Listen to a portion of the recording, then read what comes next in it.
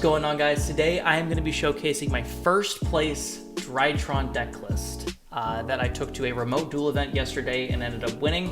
And then in the last week or so, I've taken to 2 in-person events and I placed top 4 on those as well. So this deck has performed very, very well over the last couple of weeks. Obviously, this still being a new deck, there's a lot of innovation that can go into this. So just because something is good one week doesn't necessarily mean it's going to be good this week. But for right now, we're playing, at least in my opinion, the most consistent deck list that's going to get you to an end board to make it to where your opponent's not going to be able to play the game. We'll go through each of the tech choices and the reasons why we play or don't play some cards here in a bit, but let's get straight into it.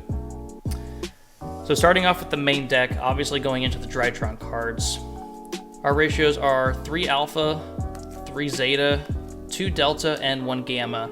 We all know the beta is bad, don't play it. Obviously, having ways to search for ritual cards is invaluable. Zeta is probably the best one, if I'm being honest. Being able to search that ritual spell, which we're only playing at 1 in this deck, are really, really crucial. Delta, I love this card at 2. Some people are putting it to 1. I love seeing it because it helps me dig into my deck for things that are going to come up later. Maybe an extra hand trap. Maybe it fiends another Herald of Orange Light or something like that. Really, really crucial card. And then just the 1 gamma. I know some lists are playing 2. I think it's fine at 1. We're already playing a very, very large list of Drytrons anyway. So I don't want to open up too many of the same name. Continuing on the lineup for monsters, for the rituals, we're playing 3 Ben 10, 1 Natasha, and then 1 Ultimateness. Obviously, Ben 10 being just the biggest consistency piece of this deck, searching out, I think, over 20 different cards within your deck. It's absolutely insane. Really just helps you solidify your end board with Ultimateness and being able to have just so many negates. Natasha, great for helping to go second clear boards, gain life points. This deck does not lose in time. It refuses to. And then Ultimateness being just the best card, frankly, for going first and for breaking through boards. Most decks just can't play through 4 or 5 Ultimateness negates and going off from there. For the rest of the monsters, not too many. We're really just playing a couple of one-ofs besides the hand traps, of course. The 1 Cyber Petite Angel, the 1 Manju, the 1 Dawn Knight, and then the 1 Eva. Obviously, you're searching Eva first, and then so that way you can fully resolve its effect. Since we're not playing Purple Light in this deck, Purple Light is bad, please don't play it. We're playing the Cyber Petite Angel as a secondary target for Eva. Also, as a normal summon, it can search Ben 10 or Natasha, which is pretty good. Maju is the #1 normal summon of the deck. We are not playing Ruler. Ruler is a bad card. Ruler requires way too much investment to be able to go into your board that doesn't give you follow-ups for next turn. You're already going to lose 2 droplets, and you're already going to lose 2 Dark Ruler no more. Don't make an end board that requires more investment, that leaves you with less cards in your hand, that still ends up losing to those cards. The typical end board that we go for is either Link Karibo or Masquerena and Ultimateness with 5 negates in hand off of Ultimateness. That's all you need. Obviously, Dawn Knight really being the only quote-unquote brick in the deck. But other than that, these ratios have been really, really well for me. For hand traps, we're actually playing a lot. So obviously the 3 orange lights, those are kind of staple at this point. I'm playing 3 Ash and I'm playing 2 Ghost Bell. Ghost Bell was a recent change to the deck list. I was originally playing Meisters. The reason why we're playing Bell is because Cycle Reader hurts this deck so hard. Bell stops Cycle Reader. That's one of the main reasons. 2, it's good in pretty much every other meta matchup as well. Stops the Gamma that they can be using if you're playing against the Mirror. Can stop some of the Virtual World stuff from summoning themselves back from the grave. Ash, we all know, is just a mainstay staple. So this hand trap lineup worked really, really well. Not too big. I would usually open about 1 every game or so, and it always came up. So for me, this ratio was perfect. We're playing 41 cards, and I know some people will say that 41 is a weird number. For me, I like it. That's just a personal choice. There are a couple of cards you can take out or cuts, and that's perfectly fine as well. That's it for the monsters. Moving on to the spells and traps, we're playing just the huge lineup of searchers for Drytrons, and this is what makes this deck so consistent.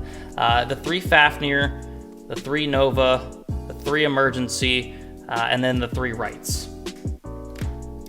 Fafnir is one of the most broken cards. It's basically Meltdown on legs, to where it searches Nova. It basically gets you 2 free bodies, to be able to go into Union Carrier, which is huge. Fafnir is also insane against a virtual world matchup. A lot of people don't know that it can reduce monsters' levels by its attack. So whenever your opponent, if you're playing against the virtual world matchup, tries to summon something and turn it into a 9 or synchro for 9, just lower their levels. They can't do anything after that, and then it's just GG. Everybody forgets about that. If you're playing this deck and you're playing against Virtual World, you have to know that interaction. It's literally what's going to win you the game every single time. Nova, again, is a 1-card Union Carrier. Emergency searches for any of your Drytrons, and then Prep, also insanely broken. Not once per turn, searching Ben 10, Natasha, and being able to add the Mediones back from your graveyard to your hand, which is great if you're going into, Masquerade into Unicorn plays, because it's basically just a free discard at that point, right? You're going to be able to add it back to your hand next turn off of its own effect. So a really great discard fodder for that, if need be. Then the one of spells that we're playing, it's really just 3. The 1 ritual spell in CR, gotta love it. The 1 foolish burial, and then the 1 called by the grave. This was my 41st card.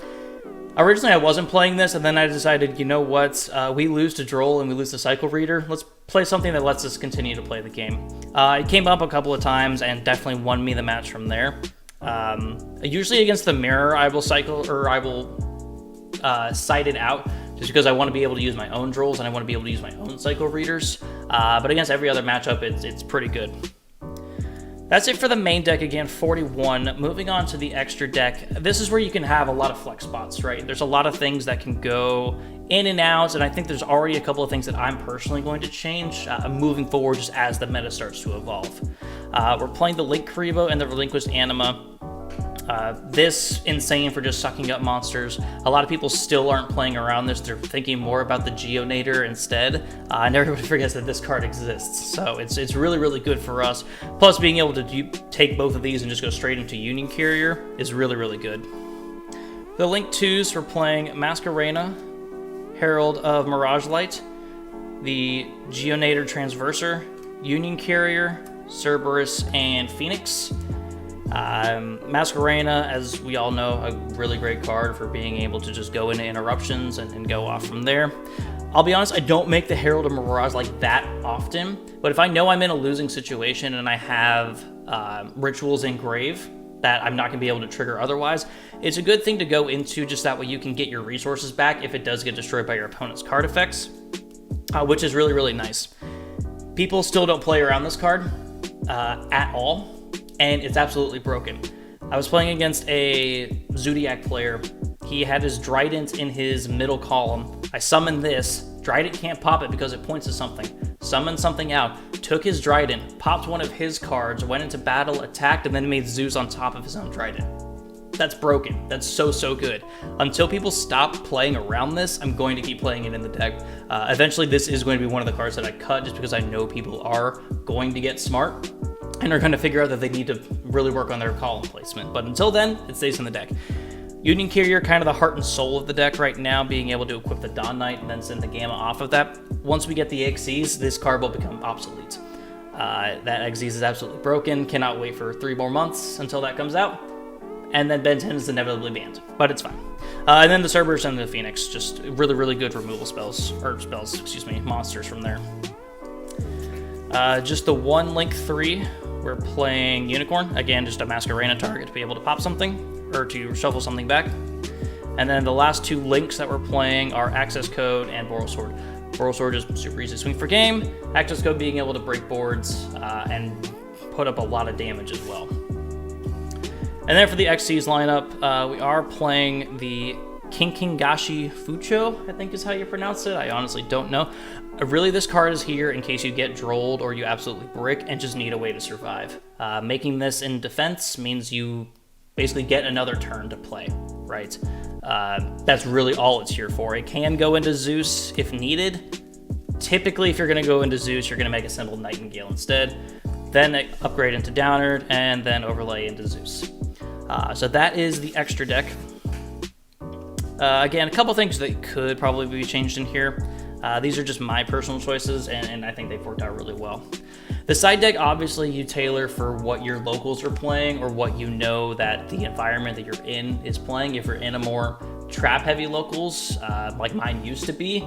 Much more back row hate. If you're expecting a lot of the mirror and you're expecting a lot of virtual world, obviously side accordingly. This is just what I play based off of what my meta was going with. The mirror sucks to play. So we're playing 3 Drolls and we're playing 3 Cycle Readers. These cards can win you the game by themselves, and so being able to find ways to stop them, like with the orange lights, like with the ghost spells that are remaining in the deck, makes it to where you still get to be able to play the game. But these are specifically for the Drytron matchup. I am playing just the one Lancia because it's searchable. Obviously, if you're going second against Virtual World, that's not as good. You want stuff that's going to be able to stop them on, or if you're going, if you're going second, right? Because there's only the one copy in the deck. Odds of you drawing it aren't very high. I will say, whenever I played in the remote duel event yesterday, both times that I played a Virtual World player going second, I drew this card as a one of. A little sacky, but hey, it happens sometimes. To be able to compensate that, we are playing the 2 Nibiru. This doesn't always stop Virtual World players' hands, but it does make it significantly harder for them to continue playing through it. And then you really just save your Herald of Orange Light for whenever they activate VFD, if you have that in your hand. That can win you the game by itself as well.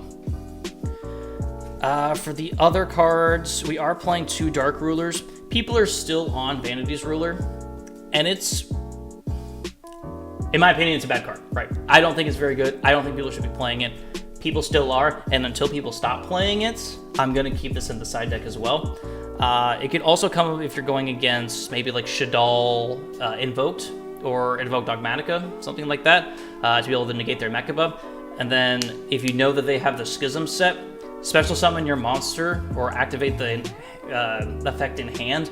They'll chain to summon their Winda, and that's when you activate your Dark Ruler and continue to go off from there. So just knowing how to play this card right is really important. I feel like people just shotgun this way too much when there's situations where holding on to it can sometimes be better. And then for trap and spell decks, 2 Twin Twisters, Reboot, and Harpy's Feather Duster.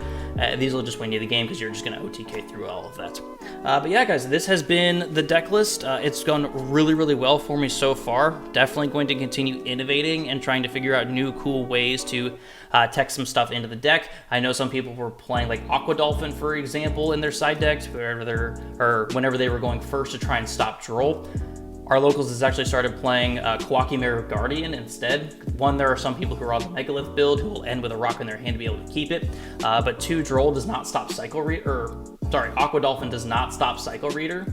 So being able to just have a full-on normal summon negate means you're going to be able to play through anything. It also stops Nibiru and things like that as well. So just simple things like that to really keep the deck moving and keep it evolving. We'll probably do an updated build here soon as we play some more events and things just start to evolve from here. But guys, if you like this type of content and want to see more of it, be sure to subscribe to the channel down below. You can also see that we're on my Twitch overlay up here. And if you want to come check us out playing this live on stream, you can check me out at twitch.tv/MATTT_6. We usually stream about 3 to 4 times a week playing some stuff like this, and it's usually a pretty good time. But yeah, thanks for tuning in. Much appreciated, and we'll see you in the next one.